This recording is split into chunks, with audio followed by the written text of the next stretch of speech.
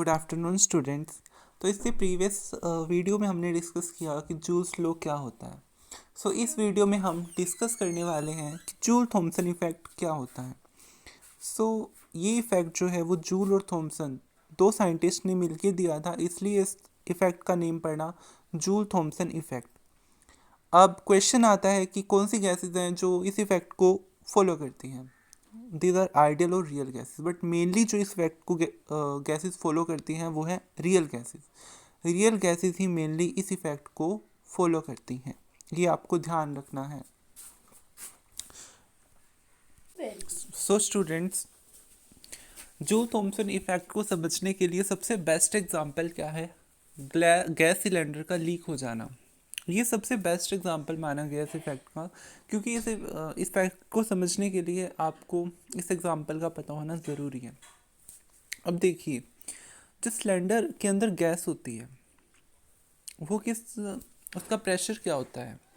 Obvious सी बात है, high pressure होता है उसके अंदर। अगर सिलेंडर लीक हो जाता है तो गैस क्या करने लग जाती है? एक्सपेंड करने लग जाती है। एक्सपेंड कहाँ पे करेगी? वो एयर में करेगी एक्सपेंड, ठीक है। तो एयर का प्रेशर जो है वो गैस के जो प्रेशर था इनसाइड द सिलेंडर, उससे क्या होगा? एयर का प्रेशर कम होगा, ठीक है। Let me draw it so that you can understand very well. Suppose it is our cylinder. I know लग नहीं रहा, बट प्लीज़ समझ लीजिए। से अगर गैस इसके अंदर फिलअप है तो वो उसका प्रेशर क्या है? Inside the cylinder under high pressure, उसका प्रेशर क्या है? हाई है, ठीक है। बट अगर गैस का लीकेज होता है, से अगर गैस का लीकेज हो रहा है, गैस बाहर जा रही है, तो वो कहाँ पे जा रही है? एयर में जा रही है वो गैस। और एयर का प्रेशर क्या होगा as comparatively to the gas inside the cylinder? इसका प्रेशर क्या होगा? लो होगा। तो गैस क्या कर रही है? हाई प्रेशर रीजन से वो लो प्रेशर रीजन की तरफ जा रही है अंडर एडियाबैटिक कंडीशंस। और कंडीशंस कैसी हैं? Adiabatic conditions. अब एडियाबैटिक कंडीशंस क्या होती हैं? These are the condition when change in heat और we can say change in enthalpy is zero, because enthalpy is related to heat. Adiabatic condition क्या होती है? ना तो हीट अंदर से बाहर जा रही है, ना ही बाहर से अंदर आ रही है, मतलब कि चेंज इन हीट वो ज़ीरो है। गैस एक्सपेंड हो रही है हाई प्रेशर से लो प्रेशर में, ठीक है। Gas is expanding from high pressure region to low pressure region. किन कंडीशंस के अंडर? एडियाबैटिक कंडीशंस के अंडर। तो क्या होता है? तो कुछ ना कुछ होगा, ऑब्वियस सी बात है कि अगर वो हाई प्रेशर से लो प्रेशर में जा रही है एडियाबैटिक कंडीशंस के अंडर, तो क्या होगा? कूलिंग, ठीक है। मोस्टली कूलिंग शो करती हैं गैसेस, बट टू गैसेस ऐसी हैं, हाइड्रोजन एंड हीलियम, वो हीटिंग इफेक्ट को शो करती हैं। आज हम इस आर्टिकल में इसको एक्सप्लेन भी करने वाले हैं कि वो कूलिंग ही क्यों होता है। बेसिक प्रोसीजर मैंने आपको एक्सप्लेन कर दिया कि क्या हो रहा है। गैस का एक्सपेंशन हो रहा है, कहाँ से कहाँ पे हो रहा है? हाई प्रेशर से लो प्रेशर में हो रहा है। कौन सी कंडीशंस के अंडर हो रहा है? एडियाबैटिक कंडीशंस के अंडर हो रहा है। तो क्या होगा? क्या हमें देखने को मिलता है? कूलिंग। ऑब्वियस सी बात है, ये आपको भी बहुत अच्छे से पता है। जब गैस सिलेंडर लीक हो जाता है तो उस केस में जब गैस लीक होती है तो वहाँ का सराउंडिंग का एनवायरनमेंट कैसा हो जाता है? ठंडा हो जाता है। यही इफेक्ट है, बहुत सिंपल सा इफेक्ट है। मतलब कि आपको याद रखने के लिए इसको कोई रट्टा या क्रैम करने की भी ज़रूरत नहीं है। जस्ट आपको गैस सिलेंडर का एग्जांपल समझना है, उसको आपको माइंड में रिकॉल करना है, और you can write this definition very well. Move to the next. Okay, so इस इफ़ेक्ट के पहले एग्जांपल मैंने आपको बता दिया। हाइड्रोजन हीलियम गैस जो है वो हीटिंग इफेक्ट शो करती हैं। क्यों शो करते हैं ये हम लेटर डिस्कस करेंगे। मेरे पास क्या है इस इफेक्ट को समझने के लिए? से I have an non insulating walls of this cylinder. Okay, these are the two pistons which are applied on the cylinders, and this is a porous plug. इस पोरस प्लग की खास बात क्या है? इससे गैस पास आउट हो सकती है, गैस फर्स्ट से सेकंड में जा सकती है। ओके, तो वो चीज़ है, मतलब कि गैस जो है फर्स्ट से सेकंड में, सेकंड से फर्स्ट में जा सकती है। तो ये चीज़ है, ये इसका कंस्ट्रक्शन होगी। तो हम क्या करते हैं, सबसे पहले हम क्या करते हैं, प्रेशर अप्लाई करते हैं ऑन द पिस्टन फर्स्ट। हम फर्स्ट पिस्टन को अंदर की तरफ मूव करते हैं। से पहले इसकी पोजीशन ये थी, फिर जब हमने इसको अंदर की तरफ पुश किया तो इसकी पोजीशन ये होगी। ठीक है, अब गैस जो है वो क्या करेगी, इस पोरस प्लग से एक्सपेंड होना शुरू हो जाएगी और क्या करेगी, इस के ऊपर, इस पिस्टन के ऊपर क्या करेगी, कुछ ना कुछ प्रेशर अप्लाई करेगी। प्रेशर अप्लाई करने से क्या होगा, इसकी कुछ ना कुछ वॉल्यूम इंक्रीज हो जाएगी। ठीक है, तो ये प्रोसेस होने वाला है। लेट अस सपोज कि इनिशियली जो वॉल्यूम थी वो V1 थी इन फर्स्ट कंपार्टमेंट। ठीक है, और सेकंड कंपार्टमेंट में सेम वॉल्यूम V2 थी। इनिशियली हम बात कर रहे हैं जब हमने कोई प्रेशर अप्लाई नहीं किया था, उस केस में हम बात कर रहे हैं। और इनिशियल प्रेशर हमने ले रखा है P1 और इसका इनिशियल प्रेशर हमने यहाँ पे P1 ले रखा है और इसका प्रेशर हमने P2 ले रखा है। और P1 क्या है, P2 से ग्रेटर है जब हमने कुछ भी प्रेशर अप्लाई नहीं किया।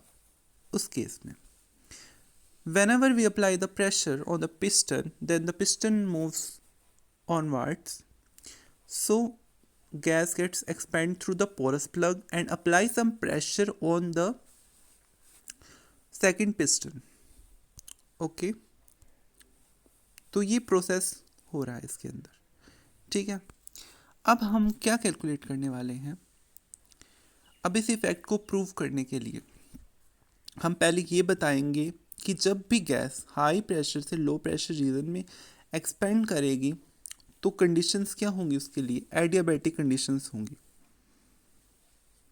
ठीक है, फिर हम एक जूल थॉमसन कोफिशिएंट डिफाइन करेंगे, फिर उससे आपको और क्लियर होगा कि किन कंडीशंस के अंदर कूलिंग होती है, किन कंडीशंस के अंदर हीटिंग होती है, कब ना तो कूलिंग होती है ना हीटिंग होती है। सो सबसे पहले हम प्रूव क्या करने वाले हैं, एडियाबैटिक कंडीशंस को। एडियाबैटिक कंडीशंस क्या कहती हैं, एडियाबैटिक कंडीशंस कहती हैं कि ना तो गैस अंदर से बाहर जा रही है ना बाहर से अंदर आ रही है। सो जो हीट में चेंज है डेट इज डेल्टा एच कहो या फिर डेल्टा क्यू कहो, वो क्या आएगा, ज़ीरो आएगा। ओके, एडियाबैटिक कंडीशन में क्या है, सॉरी मैंने पहले गैस बोल दिया, ऐसा नहीं है। एडियाबैटिक कंडीशन में क्या होता है, हीट, आपको याद रखना हीट ना तो अंदर से बाहर जाएगी ना ही बाहर से अंदर आएगी। सो चेंज इन हीट क्या होगा, ज़ीरो होगा। और डेल्टा एच क्या रिप्रेजेंट करता है, आपका इंथाल्पी चेंज को। एंड इंथाल्पी चेंज से हमारा क्या मतलब है, इंथाल्पी चेंज से मतलब है कितनी हीट कंटेंट है सिस्टम के अंदर, वो चीज़ रिप्रेजेंट करती है इंथाल्पी को। तो हम पहले ये प्रूव करने वाले हैं। सो इसे प्रूव करने के लिए पहले हम बात करते हैं कि वर्क डन का एक्सप्रेशन क्या होता है। वर्क डन, दो बार वर्क डन हुआ है, एक तो सिस्टम के ऊपर हो रहा है वर्क डन, तभी तो ये पिस्टन आगे की तरफ मूव किया, और एक क्या हो रहा है, सिस्टम ने वर्क डन किया, गैस ने वर्क डन किया, इसलिए ये आगे चला गया पिस्टन। तो दो बार वर्क डन हुआ है। And you know very well, जब भी सिस्टम के ऊपर वर्क डन होता है तो वो पॉजिटिव होता है, लेकिन जब सिस्टम वर्क डन करता है तो वो नेगेटिव होता है। इस बात को समझने में बहुत कन्फ्यूजन्स आती है स्टूडेंट्स को, क्योंकि कंफ्यूज हो जाते हैं, ऑन द सिस्टम कभी नेगेटिव लिख देते हैं, बाय द सिस्टम पॉजिटिव लिख देते हैं, इसलिए मिस्टेक कर देते हैं। सो इसको समझने के लिए एक बेसिक सा एग्जांपल है, से जैसे आपके टीचर्स हैं, आप स्टूडेंट्स हो, जब भी टीचर्स आपके ऊपर वर्क डन कर रहे हैं वो हमेशा पॉजिटिव होगा। ठीक है, लेकिन जब भी आपके देखो टीचर्स आपको कुछ समझा रहे हैं, कुछ टॉपिक की इंट्रोडक्शन दे रहे हैं, कुछ भी समझा रहे हैं, तो वो जो भी वो समझा रहे हैं वो पॉजिटिव है। अब आगे आप क्या करते हैं कि जो टीचर्स ने समझाया आप वो किसी स्टूडेंट को समझाने लग गए, सो वो चीज़ क्या हो रही है, आपका ज्ञान जो है वो आगे से आगे फैलता जा रहा है। ठीक है, सो जब भी टीचर वर्क डन करेगा याद रखना वो पॉजिटिव, मतलब टीचर कौन है, सिस्टम आपके ऊपर वर्क डन कर रहा है तो वो कैसा होगा, पॉजिटिव होगा, लेकिन जब आप वर्क डन करोगे वो होगा नेगेटिव, ये चीज़ याद रहेगी। So let's student then so initially आपको पता है प्रेशर P1 था कंपार्टमेंट 1 के अंदर और वॉल्यूम क्या थी, V1 थी।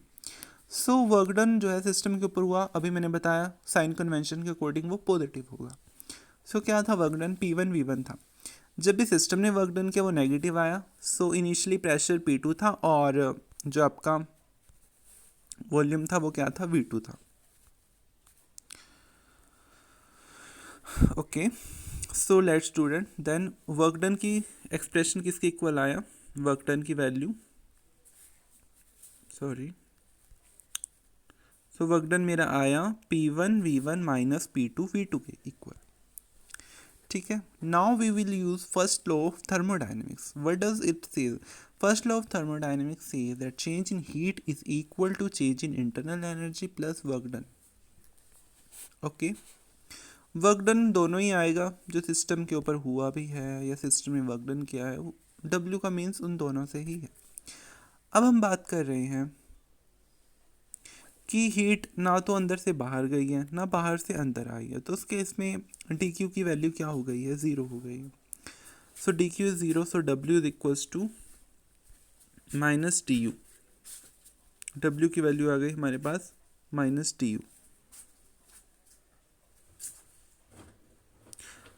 अब हम बात कर रहे हैं कि W is equals to minus D U. इसका मतलब क्या है कि जो वर्क डन है वो किस कोस्ट पे हो रहा है। अब आप वर्क डन कर रहे हो, आप किस कोस्ट पे वर्क डन कर रहे हो, आपके ऊपर प्रेशर डाल रहे हैं कि आप इस काम को करो, तब कर रहे हो या आप इंडिपेंडेंटली वो वर्क कर रहे हो, वो चीज़ है। अब जो ये वर्क डन हुआ है ये at the cost of internal energy हुआ है, और नेगेटिव साइन क्या बता रहे हैं, डिक्रीज इन इंटरनल एनर्जी के कॉस्ट पे आपका वर्क डन हुआ है। अब देखिए वर्क डन जो है वो at the cost of decrease in internal energy पे हुआ है कि सिस्टम ने क्या किया, अपनी इंटरनल, अब देखो बाहर से इन्हें कोई हीट नहीं मिल रही, बट ये वर्क डन तो कर रहे हैं। आपने बेसिकली जब भी आपने पढ़ा है इस तरह से, आप कोई भी सिलेंडर एज्यूम करते हैं, उसके ऊपर कोई पिस्टन लगा होता है और नीचे से आप उसको हीट देते हैं, तो हीट देने से क्या होता है, गैस वर्क डन करती है, तो ये पिस्टन थोड़ा ऊपर चला जाता है, तो वर्क डन हो गया, तो कुछ ना कुछ चेंज आता है उसकी वॉल्यूम में। ओके, सो आप ये चीज़ स्टडी करते हैं, बट इस केस में हीट का तो आदान प्रदान हो ही नहीं रहा, तो ये वर्क डन हो कैसे रहा है, इंटरनल एनर्जी की कॉस्ट पे। हमने क्या बोला, इंटरनल एनर्जी की कॉस्ट पे वर्क डन हुआ है, मतलब सिस्टम की इंटरनल एनर्जी क्या हो गई, कम हो गई। सिस्टम की जो इंटरनल एनर्जी है आपके पास वो क्या हो गई, कम हो गई। And you know very well internal energy is a function of temperature. अभी मैं आपको एक्सप्लेन करती हूँ कूलिंग क्यों हो रही थी, कि जब गैस हाई प्रेशर से लो प्रेशर रीजन में जाती है under the condition of adiabatic, तो कूलिंग क्यों होती है। अब देखिए इंटरनल एनर्जी कम हो गई, और इंटरनल एनर्जी डायरेक्टली कोरिलेट करती है टेम्परेचर के साथ, तो टेम्परेचर भी क्या हो गया, कम हो गया। टेम्परेचर कम हुआ तो इट मीन्स अगर टेम्परेचर कम होगा तो कूलिंग होगी, तो यहाँ से आपको ये चीज़ भी क्लियर हो जाती है। So move to the further, हमें क्या प्रूव करना था, डेल्टा एच हमारा ज़ीरो होगा, सॉरी, हमें प्रूव करना था कि जो डेल्टा एच है वो आपका क्या आएगा, ज़ीरो आएगा। So we know very well, हमने W की वैल्यू भी फाइंड आउट की है, and we know D U किसके इक्वल है, change in internal energy is equal to U2 minus U1, U2 minus U1 के इक्वल है। और जो आपका वर्क डन है हमने उसकी वैल्यू, इसको इक्वेशन 1 नाम दे दो, from equation 1 we can write P1 V1 minus P2 V2 is equal to W। तो हम यहाँ से ये राइट कर लेते हैं। अब आप सोच रहे होंगे कि ये माइनस डी यू है, डी यू मैंने आपको अभी बताया कि डी यू मेरा किसके इक्वल था, U2 माइनस U1 के इक्वल था। अब आपके माइंड में क्वेश्चन आ रहा होगा, यहाँ पे तो नेगेटिव साइन है, नेगेटिव साइन अगर आएगा तो U1 माइनस U2 हो जाना चाहिए, बट मैंने नेगेटिव साइन क्यों नहीं दिया, क्योंकि आप समझ पा रहे हैं कि जो ये नेगेटिव साइन है इसका एक फिजिकल सिग्निफिकेंस है। ये क्या रिप्रेजेंट कर रहा है कि इंटरनल एनर्जी में डिक्रीज हो रहा है, इंक्रीज या डिक्रीज को रिप्रेजेंट कर रहा है। मैथमेटिक पॉइंट ऑफ व्यू से इसका कोई इतना इम्पोर्टेंस नहीं है, ओके। बट अगर हम इसका फिजिकल पॉइंट ऑफ व्यू से इंपॉर्टेंस की बात करें तो इसका बहुत है, क्योंकि ये बता रहा है कि वर्क डन जो है वो cost of decrease in internal energy के कॉस्ट पे हो रहा है। इसका मीनिंग ये है, नॉर्मली हम वर्क डन को लिख सकते हैं माइनस डी यू, है ना, तो हम इसको डी यू कंसिडर कर सकते हैं। जो चीज़ इसने हमें सिग्निफाई करनी थी वो इसने कर दी। अब हम आगे प्रोसीड करते हैं। W is equals to U two minus U one is equals to P one V one minus P two V two. So हमने जो ये टर्म्स थी, सेकेंड टर्म्स U2 वाली, जिनकी सबस्क्रिप्ट में 2 लगा हुआ है, इनको एक साइड लिख लिया और इन टर्म्स को एक साइड लिख लिया। तो U2 plus P two V two is equals to U1 plus P one V one. And you know very well from the first law of thermodynamics you can write Q. What you can write?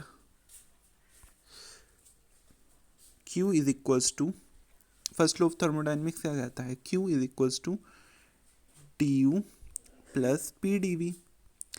अब मैंने अभी आपको बताया जो Q है वो किसके equal लिख सकते हैं, डेल्टा H के इक्वल लिख सकते हैं। डेल्टा H क्या है, चेंज इन इंथाल्पी। इंथाल्पी बेसिकली, इंथाल्पी का मतलब क्या होता है, जितनी हीट सिस्टम ने कंटेन की है उसे इंथाल्पी कहा जाता है। ठीक है, तो हीट और इंथाल्पी एक जैसी ही टर्म्स हैं, आप हीट को इंथाल्पी से रिप्लेस कर सकते हैं, तो फॉर्मूला ये बन जाता है। अगर हम इन सब वेरिएबल्स को कंसीडर ना करें तो हमारे पास क्या बचता है, H is equals to U plus P V. तो हमने वही लिखा है, H is equals to U plus P V, ये ठीक है। सो ये क्या हो गया, H2 हो गया कि H2 is equals to U two plus P two V two, और ये क्या हो गया, H1 is equals to U one plus P one V one. तो इस केस में हमने बता दिया H2 is equals to H1। H2 is equals to H1 था, तो it means H2 minus H1 वो क्या हो गया, ज़ीरो हो गया। H2 माइनस H1 क्या बता रहा है, चेंज इन एंथैल्पी को, which is equals to zero. So ये था। तो इस तरह से आपने बता दिया कि जब गैस एक्सपेंड करती है high pressure region to low pressure region under adiabatic condition then cooling will take place। और आपने ये भी प्रूव कर दिया कि जो हीट में चेंज होता है वो कितना होता है, ज़ीरो होता है। डेल्टा एच क्या बताता है, चेंज इन हीट को रिप्रेजेंट करता है, वो किसके इक्वल होता है, ज़ीरो के ही इक्वल होता है। सो आई होप आपको ये समझ आ गया होगा। So moving to the further. So अब हमने जूल थॉमसन इफेक्ट की बात कर ली है, एक बार इसको क्विकली सा रिवाइज कर लेते हैं। डेफिनेशन तो आपको क्लियर होगी क्योंकि मैंने पता नहीं 4-5 बार रिपीट कर दिया होगा, कहीं बोर ना हो गए हो आप डेफिनेशन को सुनते सुनते कि ये तो एक ही डेफिनेशन रिपीट हो रही है, but I will explain it. So सबसे पहले आपको वर्क डन की एक्सप्रेशन निकालनी है, ठीक। फिर वर्क डन आपने निकाल लिया P1 V1 minus P2 V2, ये कैसे आया मैंने आपको एक्सप्लेन कर दिया। फिर आपको फर्स्ट लॉ ऑफ थर्मोडायनेमिक्स का यूज़ करना है, वहाँ से आपको W की वैल्यू निकालनी है। W की वैल्यू आ गई माइनस टी यू, ठीक है। यहाँ पे भी W की वैल्यू आ गई फर्स्ट इक्वेशन से, ये सेकंड इक्वेशन से भी W की वैल्यू आ गई। तो आपने इन दोनों को कंपेयर करके लिख देना है। बट याद रखना, आप नेगेटिव साइन को मत कंसिडर करना, बिकॉज नेगेटिव साइन आपको जस्ट ये बता रहा है कि जो आपका वर्क डन है वो at the cost of decrease in internal energy हो रहा है। इसका ये सिग्निफिकेंस है, ठीक है, फिजिकल सिग्निफिकेंस है इसका। मैथमेटिक्स पॉइंट ऑफ व्यू से इतना कोई एज सच सिग्निफिकेंस नहीं है। ओके, सो यहाँ से आपका एक बात और प्रूव हो जाती है कि वर्क डन अगर इंटरनल एनर्जी की कॉस्ट पे हो रहा है, and you know very well internal energy the function of temperature. अगर वो टेम्परेचर का फंक्शन है, इंटरनल एनर्जी कम हो रही है तो ऑब्वियस सी बात है टेम्परेचर कम होगा, टेम्परेचर कम होगा तो उस केस में कूलिंग होगी, ठीक है। सो आपने दोनों को कंपेयर किया, तो दोनों को कंपेयर करके आपके पास आया H2 is equal to H1। ये मैंने बताया कैसे है। So H2 minus H1 that is delta H is equal to zero. तो आपका प्रूव हो गया Joule Thomson effect, and I hope अब आपको क्लियर हो गया होगा। सो नेक्स्ट वीडियो में हम बात करेंगे जूल थॉमसन कोफिशिएंट के बारे में। Thank you.